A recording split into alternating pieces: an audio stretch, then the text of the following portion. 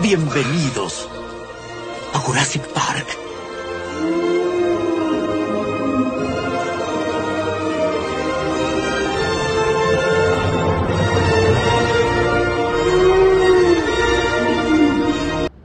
Hello everyone, Pantoufleee here today for a new video in which we're gonna talk once more about the Swedish tank and especially the Kranvagn at tier 10, and we're gonna ask ourselves, is the tank gonna destroy or not the current meta of the game? And for those of you who don't know what is the meta, it's the actual state of the game.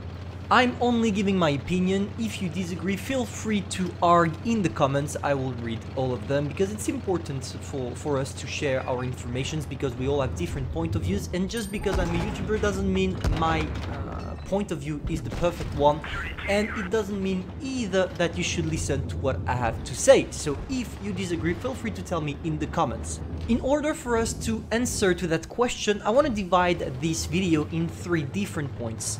We are going to talk about the Kranvagn and the regular autoloader, the 50B and the T57 Heavy. We are going to talk about the impact of the Kranvagn toward the Progetto because they are going to be both the only auto-reloaders at tier 10.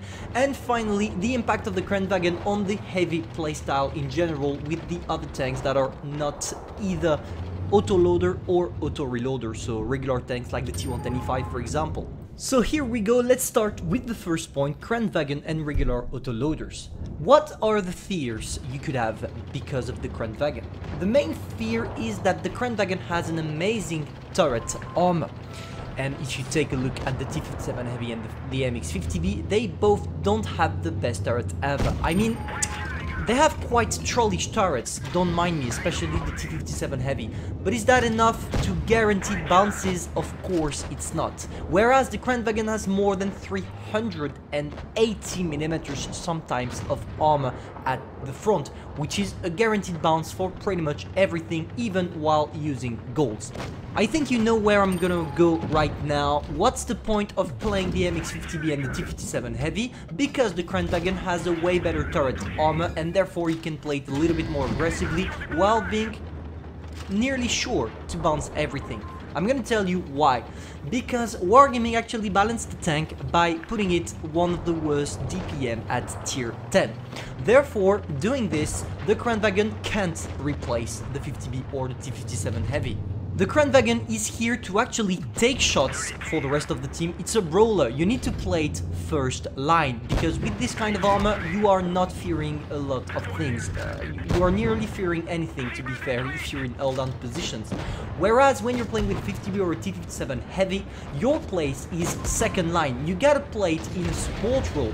And the fact that all these tanks have a total different playstyle means nobody's gonna be power crept by the arrival of the Swedish tier 10 tank. And that's some good news, because if it was the case and it would have made the 50B and the T57 Heavy useless, people would have complained about the Kranvagn. Here at least it will not be the case. So yeah, if we take a look, we have a brawler, the Kranvagn, and we have support tanks like the 50B and the T57 Heavy. Now for the second part of the video, real quick, I would like to talk about the Kranvagn and the Progetto 65. As they are both auto-reloaders, I think it could be a good idea to compare them briefly. Of course, both the tanks are not from the same class. The Progetto is a medium tank and the Kranvagn is a heavy tank, therefore they will not share the same playstyle.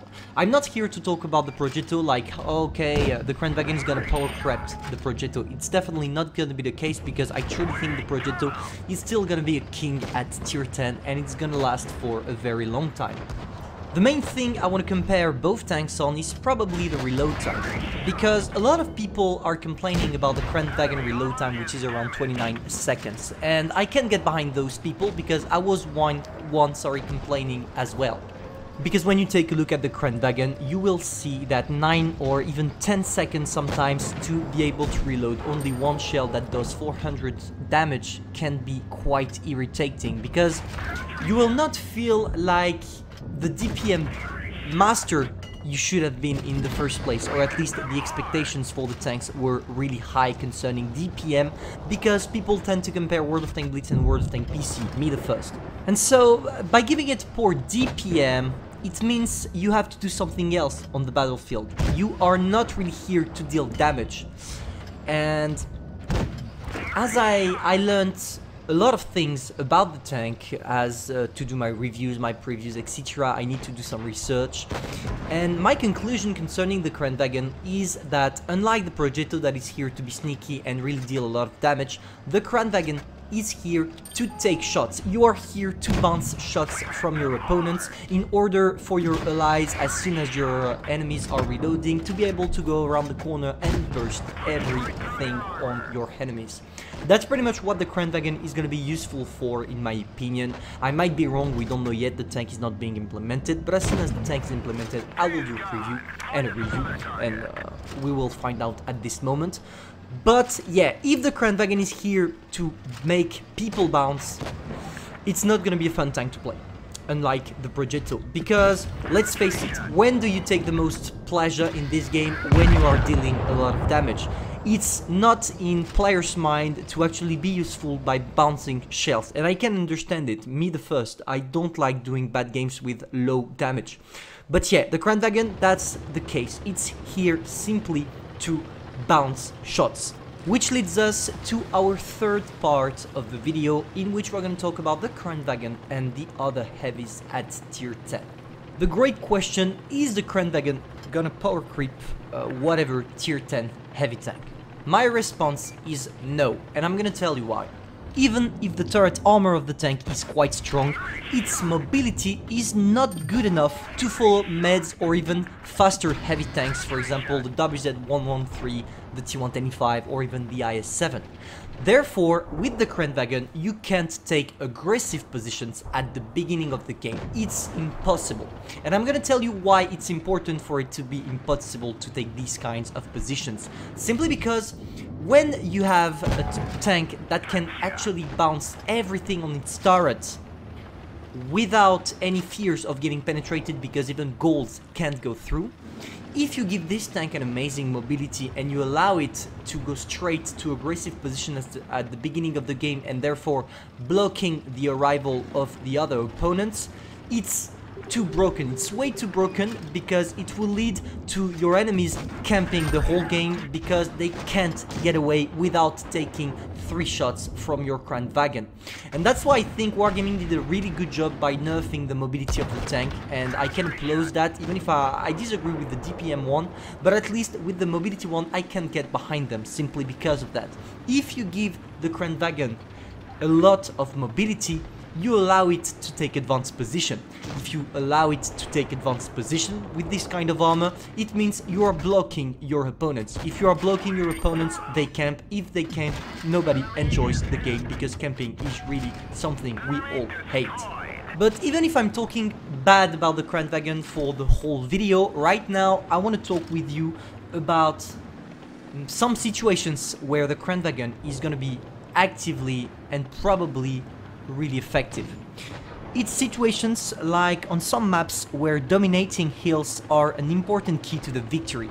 Here the Kranvagn will make a difference, but statistically it's so small that it's not going to be enough to make the tank broken in any situations. But of course, with your, if I remember correctly, something like 15 degrees of gun depression on the Kranvagn, if you know, for example, I forgot the name of the map, I think it's Dead Rail, something like that.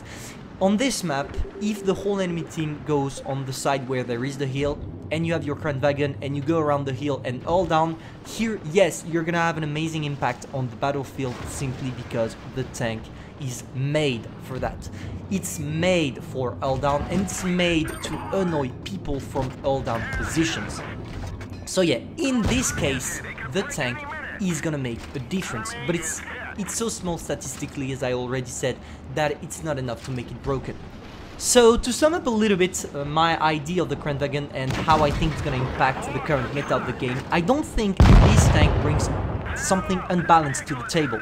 It seems to be nearly the opposite, as the DPM is not good and the turret armor is strong, so it feels like a tank that is just here to take some bounces and not even deal damage, which makes it not the best tank to play, as playing a tank just to bounce your opponents is not fun, but good enough for you to actually enjoy playing it. We'll still have to wait for it to be implemented to know if it's the case, but I truly expect the tank not to do good. It will do average, not much. Tell me in the comments if you share my point of view, and if you disagree, tell me why, because it's also interesting to have people disagreeing with what you say. I'm gonna see you soon for a new video, and waiting for it, I'm gonna tell you bye guys.